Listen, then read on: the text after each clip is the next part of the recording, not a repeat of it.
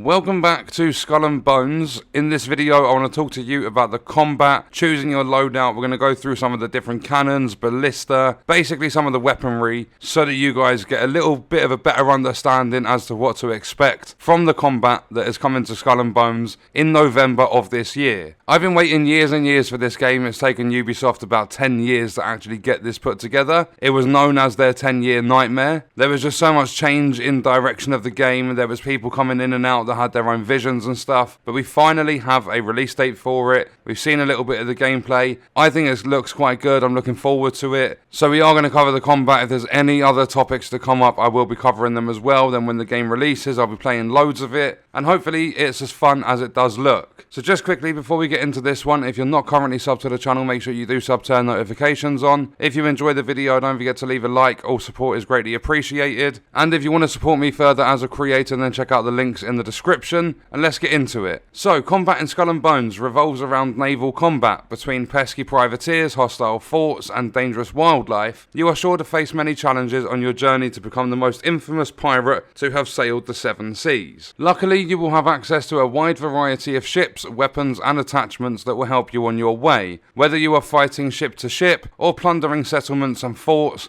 having a well thought out loadout and strategy will be key in fighting your way to the top. All ships, weapons, and attachments can be crafted by the shipwright, blacksmith, and carpenter located in each den. All you need is the right blueprints and resources. So every captain needs a ship. In Skull and Bones you'll get to choose from a wide array of different ships, each with different benefits and drawbacks. Each ship is dedicated to a specific role with a dedicated goal in mind. You can also play this game in fleets, so you could have someone that's out there for cargo, they're carrying the heavy loads of stuff back to shore and all that sort of stuff. You're going to have your firepower ships. We will get into it. Some ships are going to be better for transporting large amounts of goods, but are ineffective in combat. Some are going to have awesome firepower, but worse navigation, making them optimal for combat, but ill-suited for long-distance travel. And some are dedicated to supporting your group, but are vulnerable by themselves. Out of the many variables, size, category, and perks are the main factors to consider when it comes to choosing the ship for your sail. So in terms of the size, you're going to have a draft profile, decides whether the ship can go inland through rivers, near the coast, or out into the ocean. While bigger ships may be more appealing in general, they cannot be used to access resources inside rivers and lakes. Then you're going to have weapon availability. The bigger the ship, the more weapons it can mount. Additionally, bigger, more spacious ships will be able to equip bigger weapons like the dreaded giant ballista or Greek fire. Then there's different categories of ships. You've got cargo, which usually have a poor combination of speed, turning and acceleration, but they are sturdy ships. They come with rounded hulls, few sails and a bulky appearance. Navigation ships are the fastest. They have streamlined hulls with the most sails and a pointy appearance. And then firepower ships have the most firepower, but they lack in other areas. They have blocky hulls with an average amount of sail and a squarish appearance. Then you also have perks. As we've learnt above, each ship has a specific role influenced by its size and category, but that's not all. There are also the perks to look at. Perks are dedicated bonuses that are unique for every ship, which should be considered before embarking at sea. For example, the Ganja or the Ganja is a navigation ship, but has perks which increase its front quadrant and ramming damage, and they help you break through quickly when navigating through hostile waters. The Padawakang, with its extra cargo capacity, if I've said that right, with the extra cargo capacity perk, makes it a perfect choice for merchants trying to load as many goods as possible in a single sail. As you rise through the ranks and explore the world, you'll unlock new ships with different stats and playstyles. It's up to you to decide what kind of captain you want to be. In terms of choosing your weapons, naval combat in Skull and Bones has a lot of variables to consider depending on your gameplay preferences or the activity requirements. There's range, damage, reload time, ammo consumption, ballistic trajectory, projectile travel time, area of damage, to only name a few. You will thus need to carefully choose which weapons will play an important part in winning your skirmishes. Depending on your combat style, you might want to favour some weapons above others. For example, Demi Cannons have a faster rate of fire and will be deadly when used at close range, but they're not suited for long range engagements. A giant ballista takes time to aim and charge, but will pack a deadly punch at long ranges. On top of all that, different kinds of weapons do different types of damage. You've got blunt, explosive, piercing, fire, flood, crushing or tearing. Some of these can also apply temporary status effects on enemy ships, such as burning. Depending on your enemy's armour and attachments, your you'll want to choose specific weapons to maximise your damage. We'll give a more detailed explanation of this system in our next dev blog. It will be up to you to find the combo that works best for you and your crew. Weapons are sorted into families, each representing a radically different gameplay style. Within each family are weapon variations which further refine gameplay based on your needs and expectations. So let's have a closer look at those. We're starting off with the cannons. This weapon family is the most portrayed representation. Blah blah blah, so on and so forth. They can be mounted on small or medium ships, bow, port, starboard or stern quadrants. Here are a few examples you'll be able to find in game. So you've got the Demi Cannon, a short range cannon that can be very powerful at close range but loses accuracy long range as its shots scatter. It deals flooding damage. Then you've got a long gun, a long range precision weapon that might be slow to fire but packs quite a punch, and it deals blunt or fire damage. Then we've got a couple of mortars, or a few mortars. They can be mounted on medium ships only in the auxiliary slot. Some examples include, but are not limited to,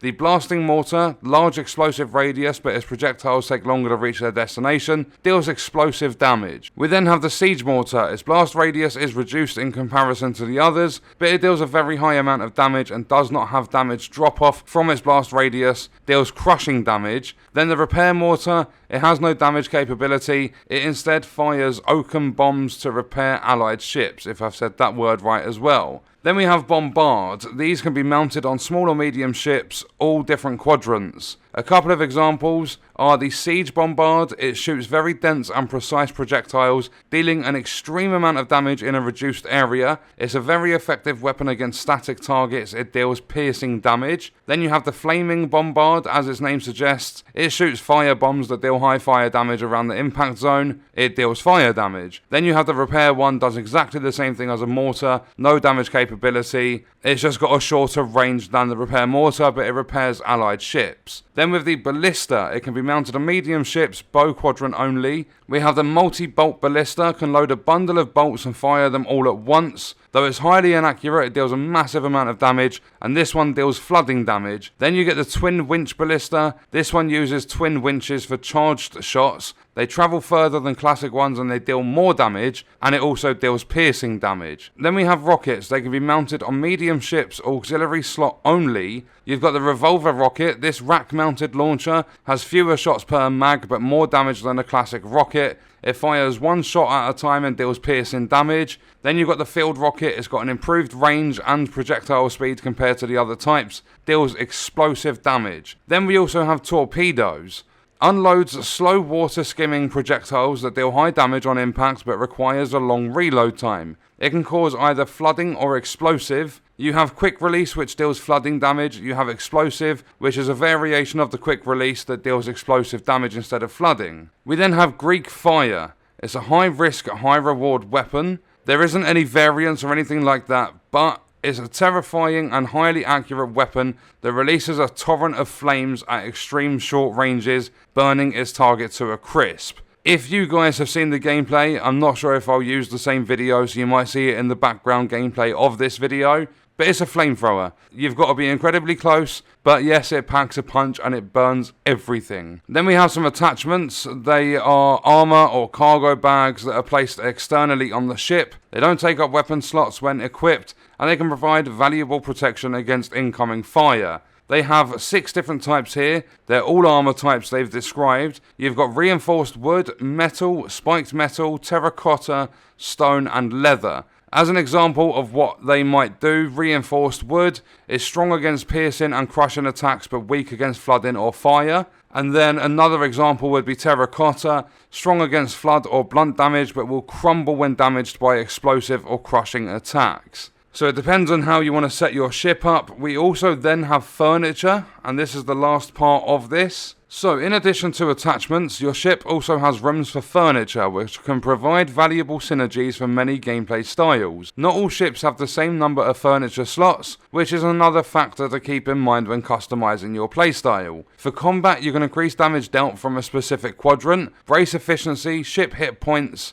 improve your crew to crew attacks, among many other points. For survival, you can automate certain processes like refining or fishing, ammo, repair kit crafting, cooking, or improving your ship's cargo hold. Investing in some furniture will give you the edge you need to survive combat or the harsh elements of Skull and Bones and emerge victorious. So it's a worthwhile consideration, especially since most of the furniture bonuses are shared for everyone within your group. Doing your research and knowing who and what you're up against before heading into combat could make the difference between life and death. Be sure to take your time to explore different combinations and synergies and create your perfect loadout. Over time, you will also be able to upgrade your various weapons, attachments, and furniture, which we will explore further in our dev blog about crafting. And if you still feel like you're not quite ready to take on an enemy with your current setup, consider bringing along some trusty co-captains to support you in your endeavours. Once you're happy with your loadout, it's time to head out to sea and find your prey. We'll be diving further into the combat of Skull and Bones in our next dev blog, so stay tuned. So what I'll do is I'll leave this linked in the description. There are a couple of things I didn't go over,